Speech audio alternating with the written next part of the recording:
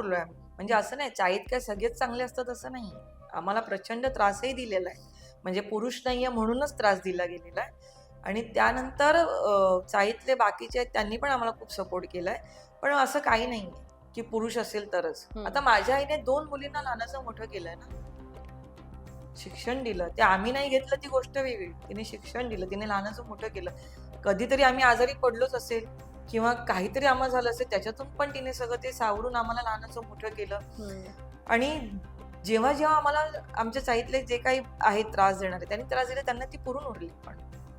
कारण त्यांना माहित नव्हतं की माझ्या वडिलांकडचं प्रस्थ काय आहे. कारण जेव्हा आम्हाला कोणी त्रास दिला तर माझ्या आईने तेव्हा मात्र असं केलंय की त्यांच्यापर्यंत, कारण माझे बाबांचे जे खास मित्र वगैरे ते इन्स्पेक्टर वगैरे असे मोठे, तर ते कॉन्टॅक्ट मध्ये होते आणि ते विचारणा करायचे की तुमचं कसं चाललंय काय, हा व्यवस्थित आहे ना. मग खूप अति डोक्यावर पाणी गेलं की माझी आई मग त्यांना कळवायची, मग ते तिथूनच बंदोबस्त व्हायचा सगळा. बरोबर.